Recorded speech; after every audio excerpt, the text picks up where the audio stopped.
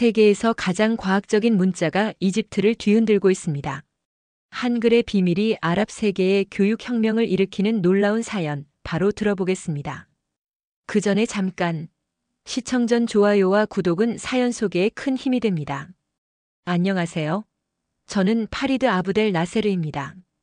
카이로 대학에서 40년간 고대 이집트 상형 문자와 아랍어 서체를 연구해온 문자학자입니다. 학문의 길이 이렇게 오래되었지만 인생의 가장 큰 충격은 불과 3개월 전에 찾아왔습니다. 그날도 평소와 다를 바 없이 국제문자학 학술지를 검토하고 있었습니다. 연구실 창문으로 들어오는 나일강의 햇살 아래 무심코 넘기던 페이지에서 눈길을 사로잡는 논문을 발견했습니다. 한글 세계에서 가장 과학적인 문자 체계라는 제목이었습니다. 처음에는 그저 흥미로운 주장이라고만 생각했습니다.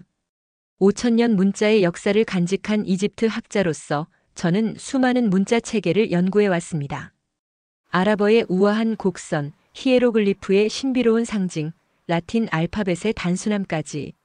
그런데 가장 과학적이라니요? 약간의 의구심을 품고 논문을 읽기 시작했습니다. 첫 문단부터 저는 완전히 사로잡혔습니다. 한글의 자음이 발음 기관의 모양을 본떴다는 설명, 모음이 하늘과 땅과 사람의 철학적 원리를 담고 있다는 내용, 그리고 무엇보다 그 창제 목적이 놀라웠습니다. 15세기 한국의 세종대왕이 백성들이 쉽게 배우고 일상에서 편하게 쓸 수 있도록 문자를 만들었다는 사실이 제 마음을 뒤흔들었습니다. 저는 곧바로 대학 도서관으로 향했습니다. 한글과 한국 문자학에 관한 모든 자료를 찾아 읽기 시작했습니다. 훈민정음 해례본의 영문 번역본을 보면서 제 학문적 인생에서 처음으로 진정한 경외감을 느꼈습니다. 600년 전 동아시아의 한 왕이 백성들의 문해력을 위해 이토록 체계적이고 과학적인 문자를 설계했다니. 밤이 깊어가도 저는 연구실을 떠나지 못했습니다. 한글의 기본 원리를 학습하며 각 글자를 써보고 발음해 보았습니다. 놀랍게도 불과 몇 시간 만에 기본 원리를 이해하게 되었습니다. 40년간 문자를 연구해온 제가 이렇게 빨리 새 문자를 습득한 적은 없었습니다. 그날 밤 창밖으로 보이는 카이로의 불빛을 바라보며 깊은 생각에 잠겼습니다. 이집트는 여전히 25%의 문맹률을 가지고 있습니다. 특히 농촌 지역의 여성들은 글을 읽지 못해 많은 기회에서 배제되고 있습니다. 복잡한 아랍 문자는 학습 장벽으로 작용하고 있었습니다. 만약 한글의 원리를 활용한다면 우리의 문해 교육에 혁명적 변화를 가져올 수 있지 않을까? 머릿속에서 새로운 가능성이 솟아나기 시작했습니다. 이것은 단순한 학문적 호기심을 넘어 우리 사회에 실질적 변화를 가져올 수 있는 무언가로 느껴졌습니다. 하지만 5000년의 문자 전통을 가진 나라에서 새로운 접근법을 제시한다는 것은 결코 쉬운 일이 아닐 것입니다. 과연 제가 이 길을 가야 하는 것일까요? 그리고 그 끝에는 무엇이 기다리고 있을까요? 다음 날 아침 저는 한 가지 결심을 했습니다. 더 깊은 연구를 위해 한국, 더 정확히는 세종학당을 찾아가기로 한 것입니다. 이것이 제 인생의 새로운 장을 여는 첫걸음이 되리라고는 그때까지만 해도 상상조차 못했습니다. 다음 날 아침 저는 주이집트 한국문화원 세종학당으로 향했습니다. 카이로 시내 북쪽 현대적인 건물 3층에 자리한 이곳은 제 예상과 달리 활기로 가득했습니다. 문을 열자마자 한국 드라마의 OST가 흘러나왔고 로비에는 한복을 입은 마네킹과 한국 관광 포스터가 즐비했습니다. 안내 데스크에서 저를 맞이한 젊은 여성은 제가 한국어를 배우러 왔냐고 물었습니다. 저는 웃으며 고개를 저었습니다. 아닙니다. 한글이라는 문자 자체에 관심이 있습니다. 가능하다면 원장님과 대화를 나눌 수 있을까요? 20분 정도 기다린 후 김정우 원장을 만날 수 있었습니다. 단정한 정장 차림의 50대 중반 남자였는데 제 방문 목적을 듣자 눈빛이 반짝였습니다. 아, 파리드 교수님이시군요. 카이로 대학의 저명한 문자학자라고 들었습니다. 한글에 관심을 가져주셔서 영광입니다. 김 원장의 안내로 세종학당 내부를 둘러보았습니다. 5개의 교실은 모두 학생들로 가득 차 있었습니다. 특히 놀라웠던 것은 학생들의 다양성이었습니다. 10대 청소년부터 50대 중년까지 남녀노소를 불문하고 진지하게 한국어를 배우고 있었습니다. 김 원장은 자랑스럽게 설명했습니다. 현재 7,000명이 넘는 이집트인이 저희 세종학당에 등록해 있습니다. 작년에 비해 30% 증가했지요. K-드라마와 K-팝의 영향이 큽니다만 실용적인 이유로 배우시는 분들도 많습니다. 한국 기업과 일하고 싶어하는 젊은이들이죠. 원장실로 자리를 옮겨 차를 마시며 저는 한글에 대한 제 관심사를 설명했습니다.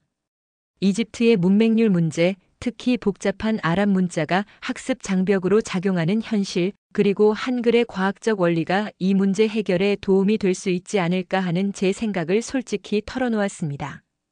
김 원장은 진지하게 경청한 후 책장에서 한 권의 책을 꺼냈습니다. 훈민정음의 영어 번역본이었습니다. 세종대왕께서 한글을 창제하신 이유가 바로 그것입니다. 당시 중국 한자는 너무 복잡해서 일반 백성들이 배우기 어려웠습니다. 세종대왕은 누구나 쉽게 배우고 사용할 수 있는 문자가 필요하다고 생각하셨지요. 김 원장은 이어서 한글의 과학적 원리를 설명했습니다. 자음이 발음기관의 모양을 본떴다는 점, 모음이 하늘, 땅, 사람의 철학을 담고 있다는 점, 그리고 그 조합이 무한한 소리를 표현할 수 있다는 점을 상세히 알려주었습니다. 그리고 그는 저에게 뜻밖의 제안을 했습니다. 다음 주에 서울에서 오는 한글 전문가가 특별 강연을 합니다. 관심 있으시다면 참석해 보시는 건 어떨까요? 또한 원하신다면 세종학당 내 자료실을 자유롭게 이용하셔도 좋습니다. 저는 감사히 그 제안을 받아들였습니다. 돌아오는 길 카이로의 혼잡한 거리를 걸으며 머릿속으로는 새로운 가능성이 그려지기 시작했습니다. 아랍어와 한글, 이 두 문자 체계 사이에 어떤 교육적 연결고리를 만들 수 있을까? 이집트의 문맹 문제를 해결하는데 한글의 원리를 어떻게 활용할 수 있을까? 작은 호기심으로 시작된 관심이 이제 구체적인 연구 방향으로 형태를 갖추기 시작했습니다. 그리고 저는 그날 밤 40년 경력의 문자학자로서 처음으로 새로운 학문적 모험에 대한 설렘을 느꼈습니다. 세종학당에서 받은 자료들로 제 연구실은 순식간에 한글 관련 서적과 논문으로 가득 찼습니다. 일주일 후 서울에서 온 한글 전문가 박지원 교수의 특별 강연은 제게 새로운 통찰력을 안겨주었습니다. 박 교수는 한글의 음성학적 특성과 다양한 언어를 표기할 수 있는 한글의 적응성에 대해 상세히 설명했습니다. 특히 인상적이었던 것은 세계 여러 언어를 한글로 표기한 사례 연구였습니다. 강연이 끝난 후 저는 박 교수와 개인적인 대화 시간을 가졌습니다. 그에게 제 아이디어를 조심스럽게 털어놓았습니다. 아랍어를 한글로 변기하여 문맹자들의 학습을 돕는 방법에 대한 구상이었습니다. 그는 흥미롭게 경청한 후 한국에서도 비슷한 접근법으로 이주민들에게 한국어를 가르치는 실험적 프로그램이 있다고 알려주었습니다. 그리고 저는 결심했습니다. 이론적 연구에서 한 발 더 나아가 실제 실험을 시작하기로 한 것입니다. 카이로 대학 내 제 연구실에서 첫 파일럿 스터디를 진행했습니다. 아랍어를 배우는데 어려움을 겪는 5명의 학생을 모집했습니다. 2명은 외국인 유학생이었고 3명은 지방에서 올라온 이집트 학생들이었습니다. 첫 수업은 한글의 기본 원리를 설명하는 것으로 시작했습니다. 자음과 모음의 구성 원리, 글자의 조합 방식을 자세히 알려주었습니다. 놀랍게도 학생들은 불과 2시간 만에 한글의 기본 원리를 이해했습니다. 다음 단계로 아랍어 소리를 한글로 표기하는 방법을 가르쳤습니다.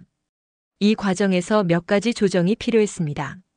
아랍어의 특수한 발음 중 일부는 한글에 정확한 대응이 없었기 때문입니다.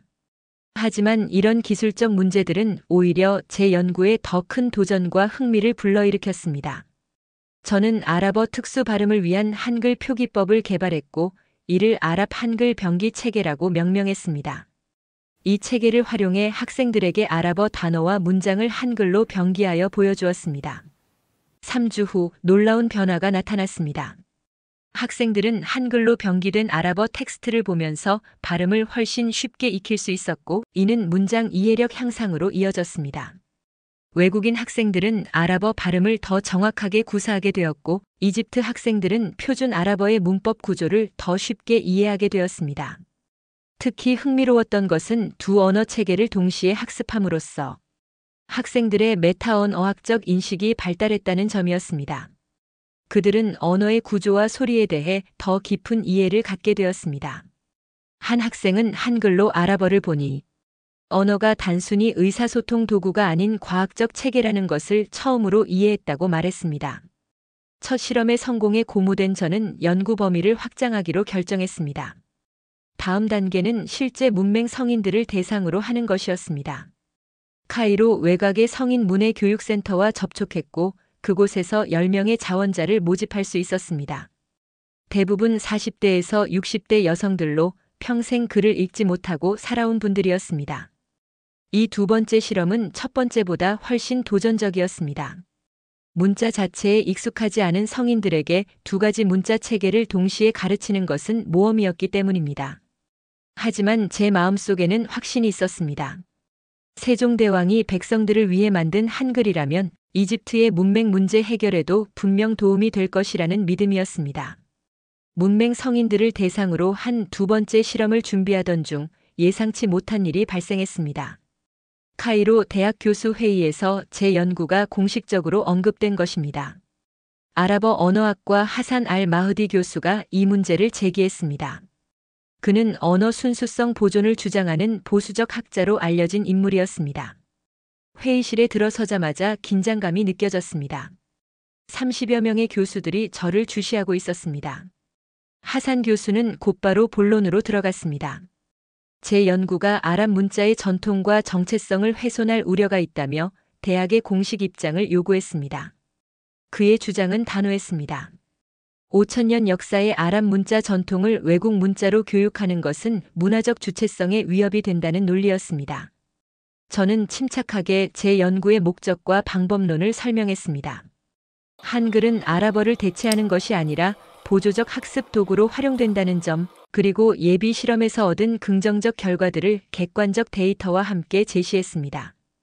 또한 세계 여러 나라에서 언어 교육에 보조 표기 체계를 활용하는 사례들도 언급했습니다. 제 설명이 끝나자 회의실은 두 진영으로 나뉘었습니다. 언어학과와 문학부 교수들 다수는 하산 교수의 입장을 지지했지만 교육학과와 사회학과 교수들은 제 연구에 관심을 보였습니다. 특히 교육학과 나디아 알 사브리 교수는 혁신적인 교육 방법을 탐색하는 것은 학문적 자유의 일부라며 저를 옹호했습니다. 3시간의 열띤 토론 끝에 학장은 절충안을 제시했습니다. 제 연구는 학문적 자유 차원에서 계속할 수 있지만 대학의 공식 지원 없이 개인 연구로 진행하라는 결정이었습니다. 이는 사실상 학과 차원의 지원이 중단된다는 의미였습니다. 회의실을 나오며 씁쓸한 기분이 들었습니다. 40년간 이집트 문자학 발전에 기여해온 제가 이제는 논란의 인물이 되었다는 사실이 마음 아팠습니다. 하지만 동시에 이런 반응이 제 연구의 중요성을 방증한다고 생각했습니다. 변화는 항상 저항을 동반하기 마련이니까요. 다음 날 연구실에 들어서자 제 책상 위에 익명의 쪽지가 놓여 있었습니다. 전통을 지키라. 단 3단어였지만 그 무게감은 결코 가볍지 않았습니다. 창밖으로 카이로의 오래된 건물들과 그 너머로 보이는 피라미드의 실루엣이 눈에 들어왔습니다. 수천 년의 역사가 담긴 이 도시에서 새로운 시도는 쉽게 받아들여지지 않는다는 것을 다시 한번 실감했습니다.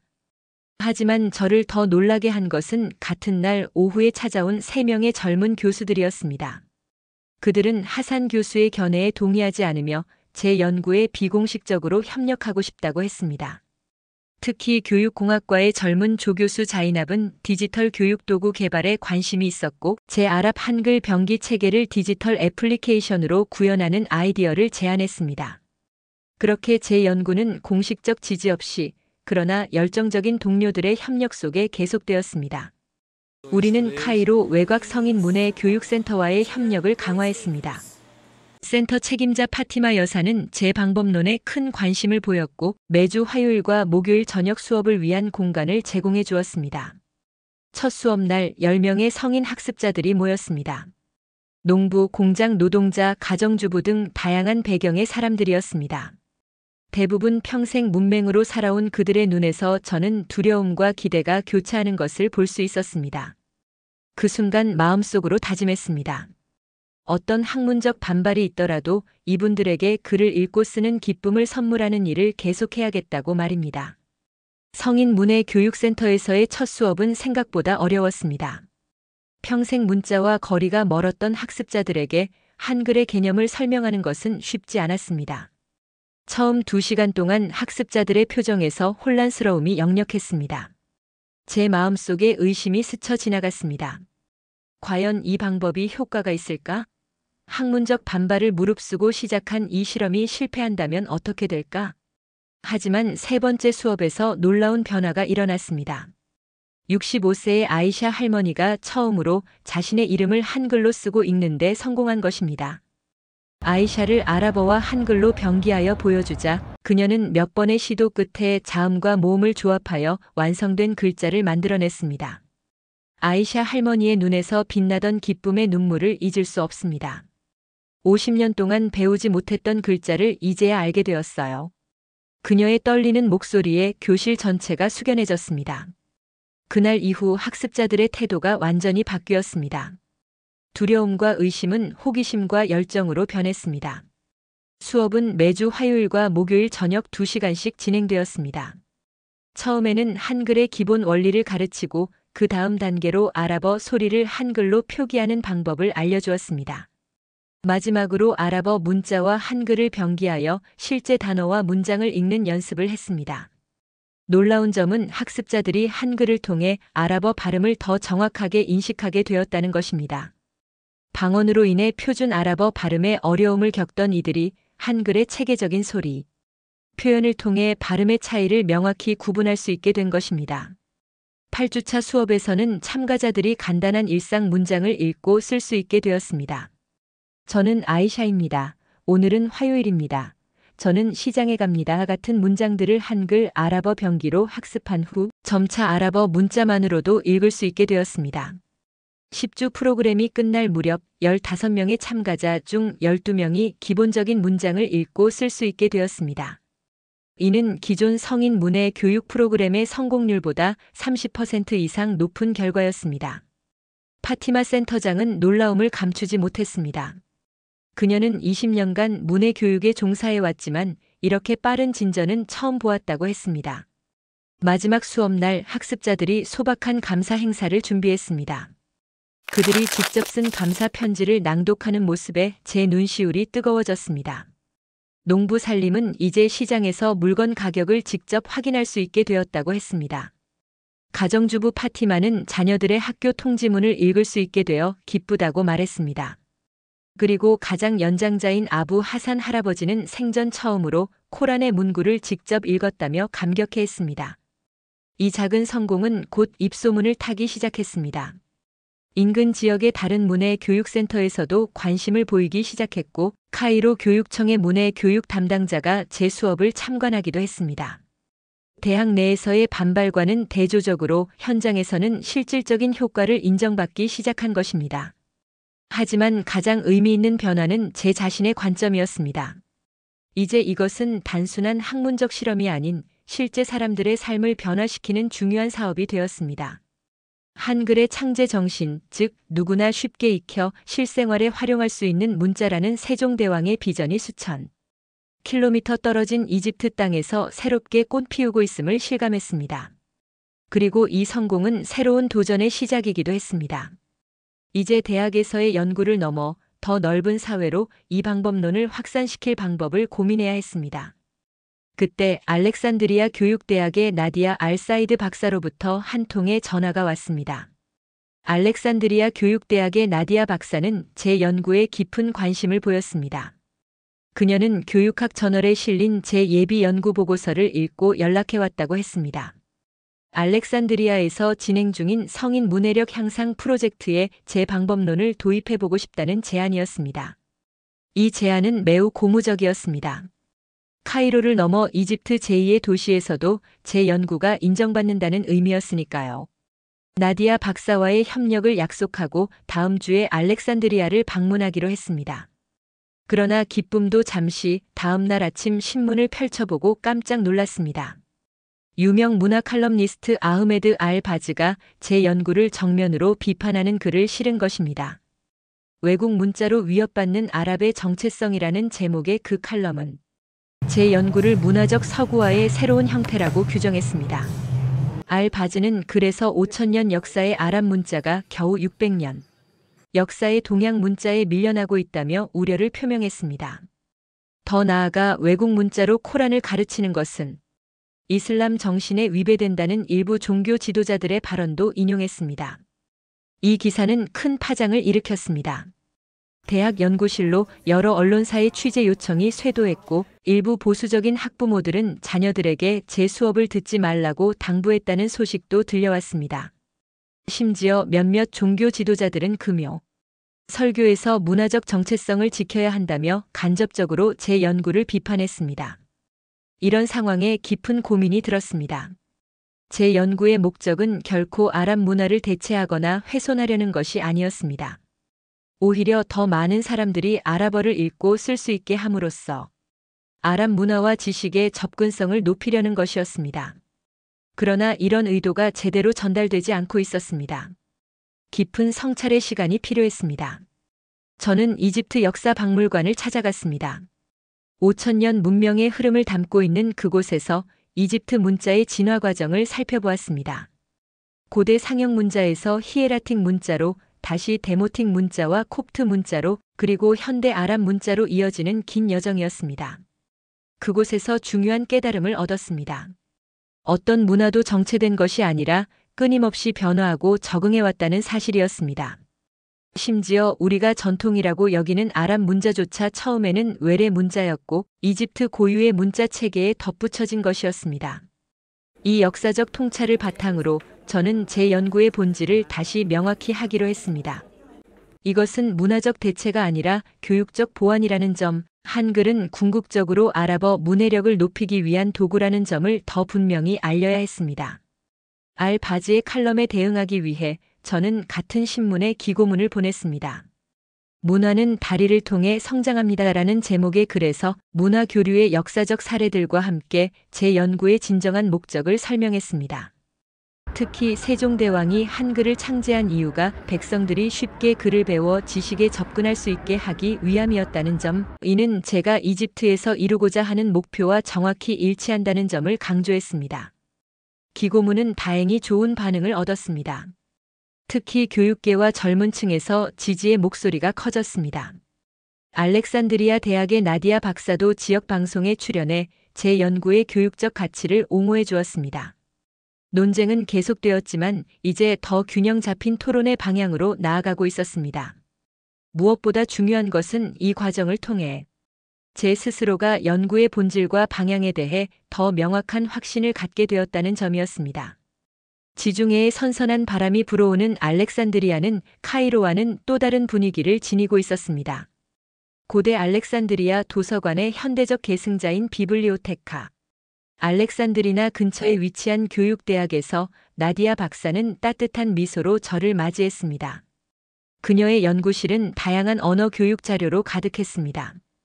벽면에는 세계 여러 문자의 표기 체계를 비교한 차트가 걸려 있었고 그 중에는 한글 차트도 포함되어 있었습니다.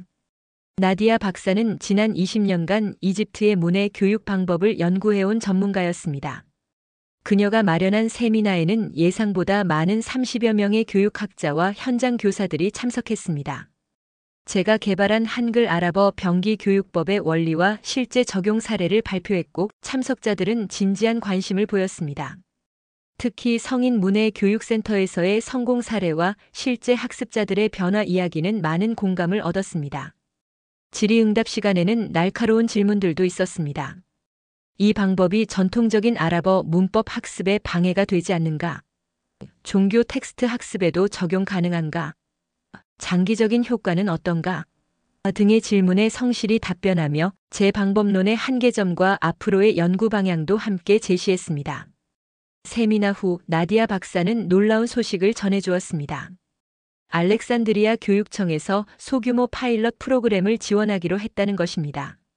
세계 마을의 성인 문해 교육센터에서 제 방법론을 시범적으로 도입하고 그 효과를 체계적으로 연구하는 프로젝트였습니다.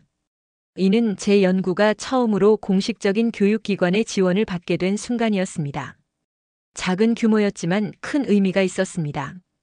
또한 나디아 박사는 교육학 국제저널에 공동 연구 논문을 투고하자고 제안했습니다. 이집트의 문해 교육 현장에서 한글 병기 방식의 효과성을 학술적으로 검증하는 연구였습니다. 알렉산드리아에서의 3일은 매우 바쁘게 지나갔습니다. 낮에는 현지 문해 교육센터들을 방문하여 교사들과 만남을 가졌고, 저녁에는 나디아 박사와 연구 계획을 구체화했습니다. 마지막 날에는 비블리오테카 알렉산드리나의 언어학 섹션에서 소규모 강연도 진행했습니다. 카이로로 돌아오는 기차 안에서 저는 깊은 만족감을 느꼈습니다. 학문적 논쟁과 문화적 반발에도 불구하고 제 연구는 실질적인 지지와 협력을 얻어가고 있었습니다. 무엇보다 중요한 것은 이 모든 과정이 실제 사람들의 삶에 긍정적인 변화를 가져오고 있다는 사실이었습니다. 카이로에 도착한 날 저녁, 뜻밖의 전화가 걸려왔습니다. 교육부 관계자라고 자신을 소개한 아미르 씨는 제 연구에 관심이 있으며 비공식적으로 만나고 싶다고 했습니다. 이집트 교육부가 문해율 향상을 위한 새로운 이니셔티브를 준비 중이며 혁신적인 교육 방법론을 검토하고 있다는 것이었습니다. 처음에는 조심스러웠습니다. 정부 기관과의 접촉은 학문적 자유의 제약을 가져올 수도 있었기 때문입니다. 하지만 이것이 제 연구를 더 넓은 범위로 확장할 수 있는 기회라는 생각에 만남을 갖기로 결정했습니다. 다음 날 카이로 시내의 조용한 카페에서 아미르 씨를 만났습니다. 그는 40대 중반의 진지한 인상을 가진 교육 행정가였습니다. 그는 제 연구에 대해 많은 것을 알고 있었고, 특히 성인 문해 교육에서의 효과에 관심이 많았습니다. 우리는 2시간 동안 교육 방법론과 문해 교육의 미래에 대해 진지한 대화를 나눴습니다. 대화의 끝에서 아미르 씨는 조심스럽게 말했습니다. 공식적으로는 아직 지원을 약속할 수 없습니다. 정치적, 문화적 민감성이 있기 때문입니다. 하지만 비공식적으로 교육부 내에서 이 방법론을 더 깊이 검토할 수 있도록 돕겠습니다. 이 만남은 미묘한 희망을 안겨주었습니다. 표면적인 반대와 논쟁 아래에서 실용적인 교육, 성과에 관심을 둔 사람들이 정부 내에도 있다는 사실을 확인한 것입니다. 어쩌면 조금 더 시간이 지나면 작은 실험에서 시작된 이 프로젝트가 더 넓은 영향력을 가질 수 있을지도 모른다는 기대가 생겼습니다. 교육부 관계자 아미르와의 만남 이후 제 연구는 새로운 국면을 맞이했습니다. 알렉산드리아 교육청의 지원으로 세계 마을에서 시작된 파일럿 프로그램은 예상보다 좋은 결과를 보여주었습니다. 6개월간의 프로그램을 통해 참가자의 80%가 기본적인 문해력을 갖추게 되었고, 이는 기존 방식보다 2배 이상 높은 성공률이었습니다. 나디아 박사와 공동으로 작성한 연구 논문이 교육학 국제저널에 게재되면서 국제적인 관심도 받기 시작했습니다. 요르단, 모로코, 레바논 등 다른 아랍 국가의 교육 연구자들로부터 문의 이메일이 쇄도했습니다. 한글의 과학적 원리가 아랍어권 문해 교육의 새로운 가능성을 열어준다는 사실이 점차 인정받고 있었습니다. 카이로 대학 내에서의 분위기도 조금씩 변화하고 있었습니다.